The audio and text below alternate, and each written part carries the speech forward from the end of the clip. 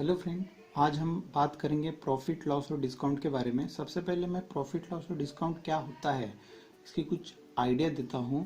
तो इसमें सबसे पहले तीन टर्म यूज़ होती है, तो दो टर्म काफ़ी इंपॉर्टेंट है। इसमें पहली होती है कॉस्ट प्राइस और दूसरी होती है सेलिंग प्राइस। इसके मैं डिफरेंस बता दूँ आपको। तो सबसे पहली होती आर्टिकल जहाँ पे बनता है वो होती है फैक्ट्री। जहाँ पे आर्टिकल बेचा जाता है उसे कहते हैं दुकानदार, जैसे कि शॉप। और जो हम यूज़ करते हैं घर में लाके वो हम लोग हैं, ठीक है। तो फैक्ट्री दुकानदार को बेचती है आर्टिकल, तो उसे हम कहते हैं कॉस्ट प्राइस। और दुकानदार हमें जो बेचता है प्राइस में वो आर्टिकल, उसे कहते हैं सेलिंग प्राइस। अगर फैक्ट्री दुकानदार को 100 रुपये में आर्टिकल बेच रहा है और दुकानदार हमें 120 रुपये में आर्टिकल बेच रहा है, तो इन दो ट्रांजैक्शन में दुकानदार ने 20 रुपये कमाए, यानी उस दुकानदार को प्रॉफिट हुआ 20 रुपीज। अब हम बात करेंगे डिस्काउंट के बारे में। डिस्काउंट कैसे होता है? एक होता है मार्केट प्राइस। मार्केट प्राइस कुछ नहीं बल्कि एमआरपी होती है। जो भी अपने आर्टिकल में जो प्रिंटेड प्राइस होती है वो होती है एमआरपी, उसे हम मार्क प्राइस बोलते हैं। और इसी मार्क प्राइस पे दुकानदार कुछ 10% 20% डिस्काउंट देता है, तो भी इस डिस्काउंट के बाद भी उस दुकानदार को उसमें से प्रॉफिट मिलता है।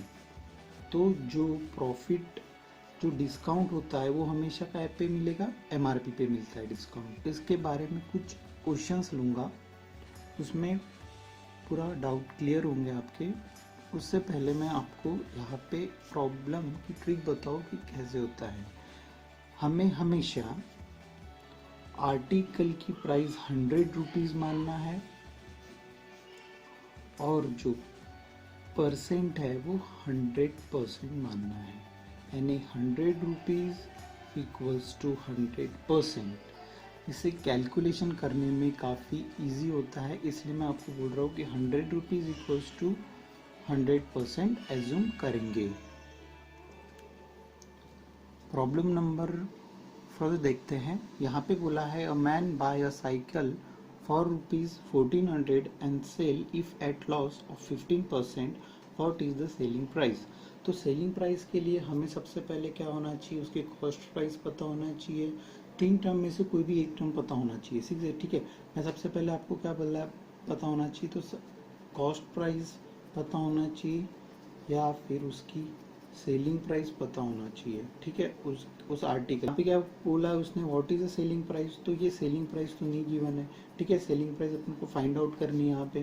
तो क्या बोलता है? The man buy a cycle for rupees, यानी उसने क्या दिया है? इनडायरेक्टली कॉस्ट प्राइस दिया है। तो man buy a cycle of the 400, उसके बाद उसने बेचा है। मीन्स कैसा? इस प्रॉब्लम में ये हो गई फैक्ट्री, ठीक है। फैक्ट्री हो गई, ये होगी उसकी शॉप और ये हो गए हम। तो उसने क्या किया? फैक्ट्री से 1400 रुपये में लिया है और उसे बेचा है 15% लॉस में। उसने क्या बेचा है? 15% लॉस में उसने हमें बेचा है। तो उसकी हमें निकालना है, उसकी सेलिंग प्राइस हमें उसे निकालना है, ठीक है। यानी ये जो प्राइस है उसे हमें निकालना है, ये होगी उसकी कॉस्ट प्राइस। तो देखिए जो 1400 है वो मैं क्या बोला था? 100% कंसिडर करो, ये उसकी कॉस्ट प्राइस होगी 100%। अब उसे क्या हुआ है? 15% लॉस हुआ है। 15% लॉस हुआ है मीन्स क्या हुआ है? उसको 85% ही मिला है, ठीक है। यानी 100% उसको ना मिलके उसको 85% ही मिला है उस आर्टिकल पे। तो उसे ये एक्स उसे मिला है, वही यहाँ पे फाइंड करना है। तो यहाँ पे क्रॉस मल्टीप्लाई करके फाइंड आउट कर दो। 1400 इंटू 85% अपॉन 100, तो इससे ये कैंसिल आउट हो जाएगा। और जो x की वैल्यू जो आएगी वो हो जाएगी 1190 रुपीज़। ये हो जाएगी उसकी सेलिंग प्राइस। अब दूसरा क्वेश्चन देखते हैं। If there is a profit of 20% on the cost price and the article, the percentage of profit calculated on the selling price will be. तो अभी हमें यहाँ पे फाइंड आउट करना है percentage of profit selling price पे, ठीक है। तो अब क्या हुआ है, अब यहाँ पे कंसिडर करना पड़ेगा 100 रुपीज़। 100 रुपीज़ उसकी कॉस्ट प्राइस है, तो उसको 20% क्या हुआ प्रॉफिट हो रहा है, यानी ये उसे क्या हो रहा है 20% प्रॉफिट हो रहा है। मीन्स 100 का 20% प्रॉफिट मीन्स कितना हो जाएगा, 100 का 20% में 120 रुपीज़, ठीक है। यानी उसे 100 रुपीज़ का फैक्ट्री से खरीदा, 120 रुपये में बेचा है, ठीक है। तो ये क्या हो जाएगी, उसकी सेलिंग प्राइस हो जाएगी। कंसीडर करना, मैं बोला था कंसीडर 100 रुपीज़ करना है कॉस्ट प्राइस, ठीक है। इससे प्रॉब्लम सॉल्व करने आसानी होगी। अब देखिए इन दोनों अमाउंट में डिफरेंस कितना हो जाएगा, 20 रुपीज़ का। तो अगर आपको प्रॉब्लम में percentage of profit calculated on the selling price, जिस भी परसेंटेज प्रॉफिट जो भी बोला है, यहाँ पे कॉस्ट प्राइस भी हो सकता है फिर सेलिंग प्राइस भी, तो अभी बोला है सेलिंग प्राइस, तो ये प्रॉफिट कितना हो गया 20 रुपीज़ का, और इसकी सेलिंग प्राइस कितनी थी 120, परसेंट निकालना है तो इंटू 100, तो 1/6, यानी ये जो आंसर हो जाएगा ये हो जाएगा 16 2/3%। तो इस इतने परसेंट का उसे क्या हो गया है प्रॉफिट हुआ है, बट काय पे, तो सेलिंग प्राइस पे। अब तीसरा प्रॉब्लम देखेंगे, यहाँ पे बोल रहा है person incurs 5% loss by selling a watch for ₹1140, at what price should the watch be sold to earn 5% profit. तो यहाँ पे क्या बोला है कि उसे 5% लॉस हुआ है, कब, जब उसने 1140 में वो वॉच क्या किया है बेचा है, तो उसे अभी 5% प्रॉफिट करवाना है, यानी जैसे कि ये हो गई फैक्ट्री, ये हो गई शॉप और ये हो गए हम। तो उसने क्या किया है 1140 5% लॉस में उसने हमें बेचा है, लेकिन अब हमें क्या कराना है उसे प्लस 5% का प्रॉफिट करवाना है, ठीक है। तो जो 1140 जो सेलिंग प्राइस है वो 95% है, 100% दिया हुआ है, क्या 100% क्या होता है कॉस्ट प्राइस होता है, ठीक है।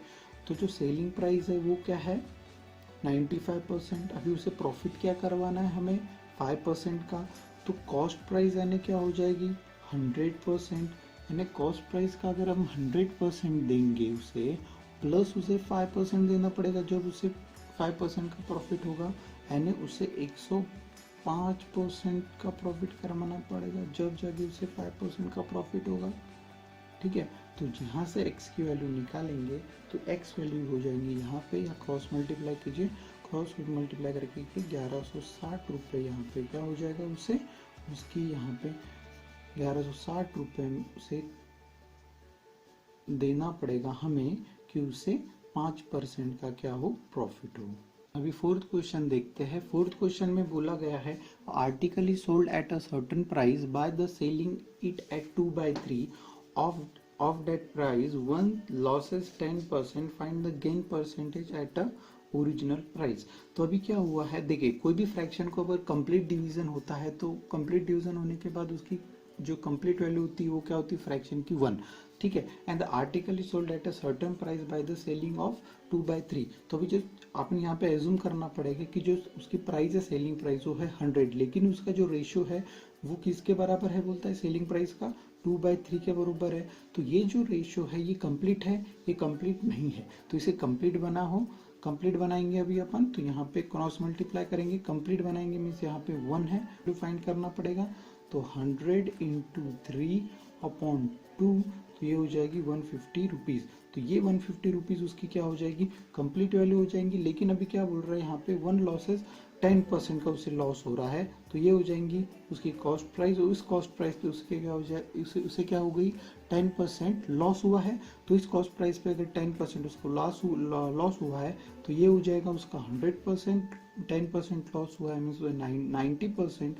अभी x की वैल्यू निकालो यहाँ से, तो 150 इंटू 90/100, तो अभी यहाँ से उसका कैलकुलेट करो तो यहाँ पे आ जाएगा 135 रुपीज़, यानी अब उसे जो ओरिजिनल प्राइस थी वो थी 100 रुपीज़, और जो अब की जो आफ्टर लॉस के बाद उसे मिला है 135, यानी उसे होल ट्रांजेक्शन में भी प्रॉफिट हुआ है, यानी उसे 135 रुपीज माइनस 100 रुपीज मीन्स उसे 35 रुपीज का प्रॉफिट हुआ है। 35 रुपीज मीन्स 35% का उसे प्रॉफिट हुआ है। ठीक है।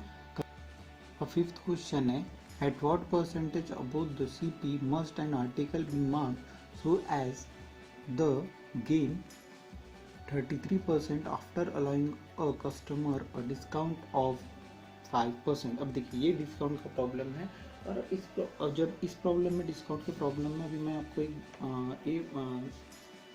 कुछ ट्रिक बताऊंगा। देखिए अभी हमें क्या करना है, 100 रुपीज़ उसकी कॉस्ट प्राइस कंसिडर करना है। 100 रुपीज़ में उसने समझो खरीद में आ गया है, खरीद के लाया है। अब उसे क्या हो रहा है, गेन हो रहा है। गेन कितने परसेंट का हो रहा है, 33% पे गेन हो रहा है। यानी उसने 133 में उसे बेचा है, ये उसको तो पक्का बेचा है। इसे ये प्राइस को आप हाथ मत लगाइए, ये तो 100 रुपये की प्राइस है। ठीक है, 133 में उसने बेचा ही, क्योंकि उसको गेन 133 में हो रहा है। अब देखिए अब क्या बोल रहा है, अलाउइंग 5% डिस्काउंट। अभी इसमें उसने क्या किया, डिस्काउंट दिया है। इस प्राइस पे उसने क्या दिया, 5% पे डिस्काउंट दिया है। यानी ये 100% है क्या, नहीं है, क्योंकि डिस्काउंट मिला है, इसने उस पर डिस्काउंट दिया, यानी ये वैल्यू क्या हो गई है, 95% वैल्यू हुई है। अब हमें क्या निकालना है, 100% वैल्यू निकालना है, कि उसने मार्क प्राइस निकालना है कि उसने कितने में बेचा होगा। तो यहाँ पे एक्स कंसिडर करना है, जो कि फाइंड आउट करना है। तो 133 इंटू 100 अपॉन 95, तो यहाँ पे x की वैल्यू जब हम निकालेंगे तो ये हो जाएंगी 140 रुपीज़। तो जो उसने कॉस्ट प्राइस है 100 रुपीज़, बेचा कितना है 140 रुपये में। तो उसे उसमें ट्रांजेक्शन में कितना परसेंट का प्रॉफिट हुआ है, तो 40% का उससे क्या हुआ है, प्रॉफिट हुआ है। ये लास्ट क्वेश्चन है। ठीक है, अब देखिए यहाँ पे क्या बोल रहा है, shopkeeper sell one transistor for ₹840 and at a gain of 20% and another for a 960 at a loss of 4%। अब फाइंड करना है यहाँ पे लॉस और गेन परसेंट, यहाँ पे फाइंड आउट करना है। तो सबसे पहले यहाँ पे अपन को क्या दिया है, सेलिंग प्राइस गिवन है। ठीक है, यहाँ पे क्या है, सेलिंग प्राइस, यहाँ पे सेलिंग प्राइस गिवन है। तो अब सबसे पहले यहाँ पे फाइंड आउट करना है कॉस्ट प्राइस, यहाँ पे फाइंड आउट करना है। तो पहला ट्रांजेक्शन उसने पहला ट्रांजेक्शन कितने में बेचा है, 840 में उसने बेचा है, पर कितना गेन किया उसने, 20%। एंड ये वैल्यू कितनी हो जाएगी, 120%। तो अभी हमें कॉस्ट प्राइस निकालना है, तो यहाँ पे 100% होगा। यहाँ पे एक्स की वैल्यू निकालना है, तो यहाँ से एक्स की वैल्यू क्या हो जाएगी, 700। ठीक है, ये हो जाएंगी इसकी कॉस्ट प्राइस पहले ट्रांजेक्शन में। अब सेकेंड ट्रांजेक्शन की बात करते हैं, तो ठीक है, तो उसने कितने में, दूसरा कितने में बेचा है, 960 में। लेकिन लॉस कितना हो गया उसको, 4% का लॉस हुआ है, मीन्स हो गया 96%। तो कॉस्ट प्राइस निकाल ली, यानी 100% निकालना है। यानी यहाँ पे एक्स की वैल्यू फाइंड आउट करनी है, तो यहाँ से एक्स की वैल्यू फाइंड आउट करिए, यहाँ पे हो जाएगा 1000 रुपीज़। तो ये दोनों कॉस्ट प्राइस निकाल रहे हैं, x1 और x2 जो कॉस्ट प्राइस निकले, ये टोटल कॉस्ट प्राइस हो जाएगी कि उसने टोटल खर्चा कितना किया है। तो ये 700 प्लस 1000 रुपीज़ अभी हम करते हैं, तो उसका टोटल कॉस्ट प्राइस कितना हो जाएगा, 700। अब देखिए अब निकालते हैं सेलिंग प्राइस। ठीक है, उसकी सेलिंग प्राइस कितनी थी, तो पहली सेलिंग प्राइस थी 840 और दूसरी थी 960। तो इन दोनों को प्लस करके क्या हो जाएगी, 1800। ठीक है, यानी ये हो गई कॉस्ट प्राइस उसकी, और उसकी हो जाएगी सेलिंग प्राइस। ठीक है, तो उसने खरीदा है 1700 में, बेचा है 1800 में। तो उसको प्रॉफिट कितना हो गया, 100 रुपीज़ का प्रॉफिट हुआ है। लेकिन जो यहाँ पे पूछा है लॉस और गेन, और यहाँ पे प्रॉफिट और लॉस, तो प्रॉफिट और लॉस हमेशा काय में निकाल जाता है, कॉस्ट प्राइस पे। तो 100 रुपीज़ से प्रॉफिट हुआ है कि कितने कॉस्ट प्राइस पे, 1700 कॉस्ट प्राइस पे। परसेंटेज पूछा इंटू 100, दोनों कैंसिलेशन कर दो, तो क्या हो जाएगा, 100/17%।